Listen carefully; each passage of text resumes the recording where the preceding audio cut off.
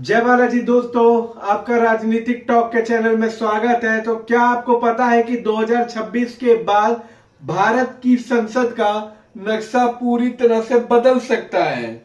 और ऐसा क्यों?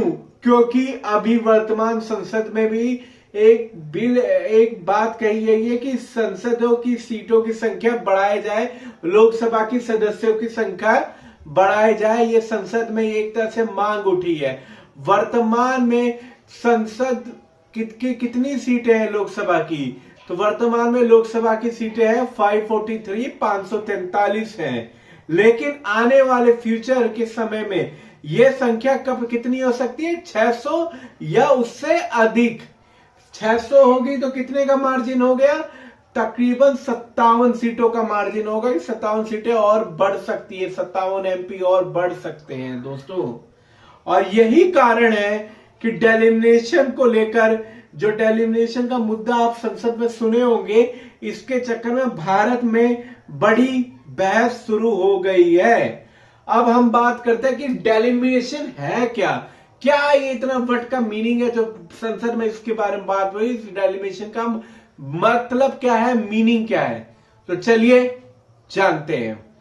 सबसे पहले समझते हैं कि डेलिमिनेशन क्या होता है। डेलिमिनेशन का सिंपल मतलब होता है लोकसभा और विधानसभा की क्षेत्रों की जो सीमाएं हैं वो तय करना। लोकसभा और विधानसभा क्षेत्रों की किस प्रकार से बंटनी चाहिए, वो सीमा तय करने को क्या कहते हैं? डेलिमिनेशन। और ये काम करती है, कौन काम करती है डेलिमिनेशन का? डेलिमिनेशन कमीशन ऑफ इंडिया का काम है। डेलिमिनेशन कमीशन ऑफ इंडिया। और इसका उद्देश्य यही होता है कि हर संसद है लगभग बराबर जनसंख्या का प्रतिनिधित्व करे। कि जो भी संसद हो वो मेंबर ऑफ पार्लियामेंट हो, बराबर जनसंख्या का वो प्रतिनिधित्व करे और नेतृत्व करे। और ये भारत में कब हुआ है? तो सबसे पहले भारत में कब हुआ था? 1952 में। भारत में तो डेलिमिनेशन कई बार हो चुके हैं, ये नहीं कि एक ही बार हुआ है। 1952 में सबसे पहले डेलिमिनेशन किया गया था। इस कमेटी के द्वारा सीटों की संख्या बढ़ाई गई थी। 543 स्टार्टिंग में नहीं था दोस्तों, आजादी के समय। ये धीरे धीरे डेलिमिनेशन के कारण, जनसंख्या घनत्व के अनुमान के कारण बढ़ाया गया। दूसरा हुआ 1963 में। तीसरा हुआ डेलिमिनेशन 1973 में। और लास्ट डेलिमिनेशन हुआ है 2002 में। 2002 के बाद अभी तक वर्तमान स्थिति में कोई भी डेलिमिनेशन नहीं किया गया है, क्योंकि इसके बाद इसे पूरी तरह से अभी रोक दिया गया था। 2002 ही लास्ट था डेलिमिनेशन का। और ये फैसला क्यों लिया गया 2002 में? क्योंकि 1976 में 1976 में एक बहुत बड़ा फैसला लिया गया था। और वो फैसला क्या था और किसने लिया था? तो 1976 का उस समय की प्रधानमंत्री जो इंदिरा गांधी थी, उनकी सरकार ने सबसे बड़ा एक फैसला लिया। सरकार ने ये कहा कि डेलिमिनेशन 2026 तक नहीं होगा। सरकार ने ये उस 1976 में सरकार ने प्रस्ताव पाया कि जो डेलिमिनेशन की प्रक्रिया है वो 2026 तक नहीं की जाएगी। कारण यही था कि कुछ राज्यों ने पॉपुलेशन कंट्रोल किया था और कुछ राज्यों की जनसंख्या तेजी से बढ़ रही थी। मतलब कुछ राज्यों ने पॉपुलेशन कंट्रोल की जो बात चली तो उसको करके उस राज्य में पॉपुलेशन कंट्रोल हुई, पर कुछ राज्यों में पॉपुलेशन कंट्रोल नहीं, वहां धड़ल्ले से मतलब जनसंख्या बढ़ रही है। तो इसके चक्कर में इंदिरा गांधी ने डेलिमिनेशन का प्रस्ताव रोक दिया था, इस कमीशन को रोक लगा दी थी। और इसके बाद डेलिमिनेशन खत्म हो गई। मतलब खत्म नहीं हुई दोस्तों, रुक गई। पर 2002 में भी इसके फैसले लिए थे, सीटें बढ़ाई गई थी। अब बात करते हैं कि क्योंकि उनके बड़े फैसले के चक्कर में 2026 के बाद तो ये फैसला होना ही होना है। और अब ऐसा लगता है 2026 के बाद ये रोक खत्म हो सकती है, क्योंकि अगर नई डेलिमिनेशन होती है तो संसद में क्या होगी? सीटों की संख्या बढ़ जाएगी। आमतौर पे इंदिरा गांधी जी ने तो इतना कह दिया कि कोई बड़ी संख्या ना बदलाव किया जाए।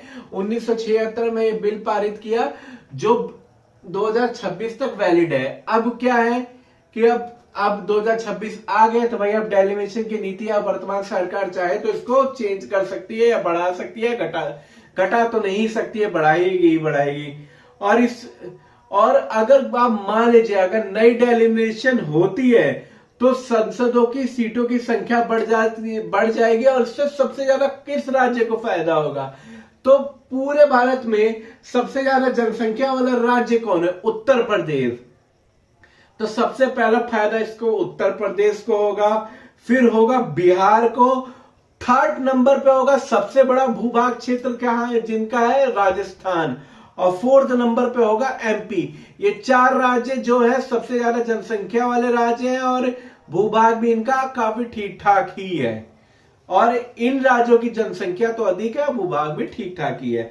और पर इसमें सबसे बड़ी बताऊं प्रॉब्लम क्या है, क्योंकि इसमें क्या होगा, वेस्ट ईस्ट नॉर्थ साउथ बढ़ जाएगा, क्योंकि जहां हमारे यहाँ जहां हम उत्तर में रहते हैं वहां पे जनसंख्या घनत्व तो ज्यादा है, पर दक्षिण में क्या कम है। और दक्षिण लोगों को इसी बात की चिंता है, दक्षिण भारत को इसी बात की चिंता है, क्योंकि तमिलनाडु जैसे देश हो गया, केरला हो गया, कर्नाटका हो गया, इन राज्यों ने यही कहना है कि उन्होंने पॉपुलेशन कंट्रोल करना सीख लिया। भैया केरल सबसे ज्यादा पढ़े लिखों का इलाका है, उन्होंने पॉपुलेशन करना सीख लिया। भाई उनके यहाँ पे पॉपुलेशन कम है तो क्या उनकी सीटें कम हो जाएगी?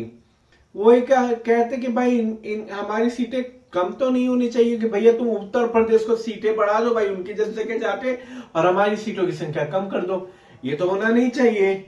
और सबसे बड़ा सवाल, इस पे राजनीति पर भी एक असर दिखेगा, क्योंकि अगर नई डेलिमिनेशन हो जाती है, अगर ये सरकार ये कानून पारित कर देती है, तो भारत की राजनीति में बहुत बड़ा बदलाव हो सकता है, क्योंकि संभव है इससे क्या होगा, उत्तर भारत की ताकत बहुत बढ़ जाएगी, और दक्षिण भारत और पूर्वोत्तर भारत के लोग अपने आप को कमजोर, और वो हमको एक तरह से वो समझेंगे कि हम उन पर राज कर रहे हैं, वो हमारे गुलाम है।